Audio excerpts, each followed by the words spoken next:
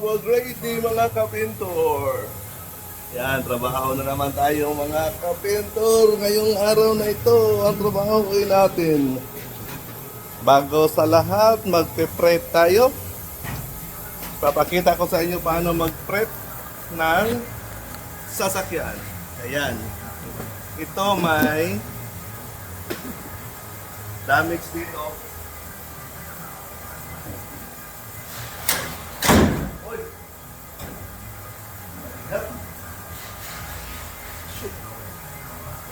So, ito yung damage mga kapintor. Bago natin pintahan, magpiprint muna tayo. Ito, may primer na ito. Yung kasama ko doon sa labas, yan ang primer. Galing sa body ito, galing ng Bubondo. Una natin gawin mga kapintor, since magaspang yung pagkatira sa primer, it's so rough, use 320 after the 600, the finish. Yan lang. So ngayon, kuha tayo ng sandpaper dito na 320.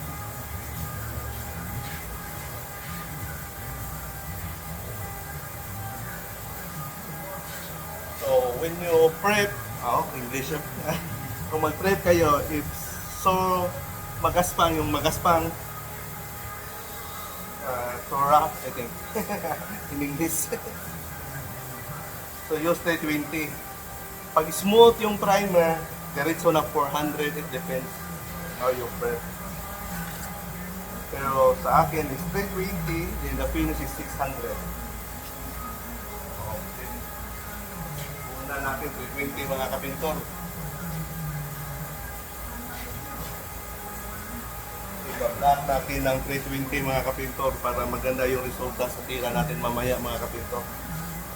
Alright, 320 una mga kapintor, 320.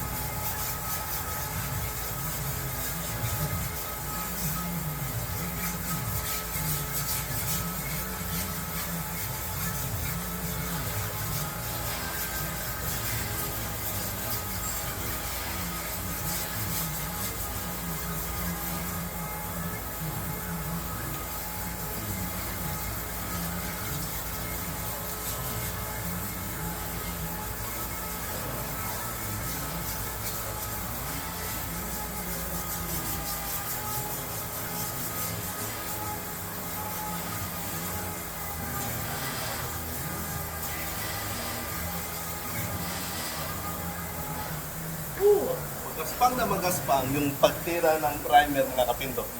Pero smoothin natin yan. Be sure na mag-smooth yan siya para mamaya pagtira natin ng pagpinta natin maganda yung resulta.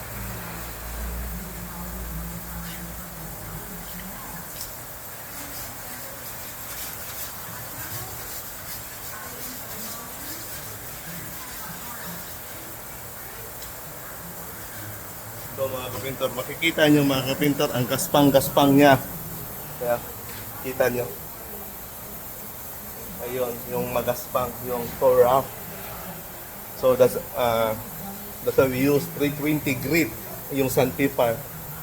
So 320 para mag-smooth siya, then after 600. So make smooth better. Ito, magaspang ito, makita nyo yung mga kailangan i-smooth mo yan. Yan. Bago ka magpinta ng sasakyan, ismutin mo na